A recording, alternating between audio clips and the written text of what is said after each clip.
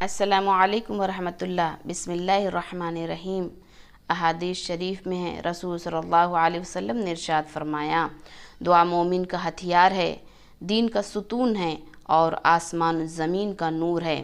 نبی کریم صلی اللہ علیہ وسلم نے فرمایا، جو شخص یہ چاہے کہ اللہ تعالیٰ اس کی دعا سختیوں اور مصیبتوں کے وقت قبول فرمائیں، اس کو چاہیے کہ وہ فراخی اور خوشحالی میں بھی کثرت سے دعا مانگا کرے۔ ایک مرتبہ رسول صلی اللہ علیہ وسلم ایک ایسی قوم کے پاس سے گزرے جو کسی مصیبت میں گرفتار تھی، تو ان کی حالت دیکھ کر آپ نے فرمایا، کیا یہ لوگ اللہ تعالیٰ سے عافیت کی دعا نہیں مانگا کرتے ہیں؟ رسول صلی اللہ علیہ وسلم نے ارشاد فرمایا کہ جو بھی مسلمان کسی چیز کے مانگنے کے لیے اللہ تعالیٰ کی جانب اپنا منہ اٹھاتا ہے اور دعا مانگتا ہے، اللہ تعالیٰ اس کو وہ چیز ضرور دیتے ہیں، یا وہی چیز اس کو اسی وقت دے دیتے ہیں، یا دنیا و آخرت میں اس کا ذخیرہ کر دیتے ہیں۔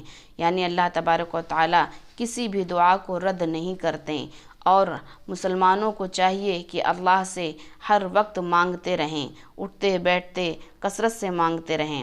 اب اللہ تبارک و تعالیٰ سے دعا ہے کہ اللہ تعالیٰ ہم سب کو مانگنے والا بنا دے اور اپنے نبی کریم صلی اللہ علیہ وسلم کی طرح زندگی بسر کرنے والا بنا دے۔ آمین۔ السلام علیکم ورحمۃ اللہ۔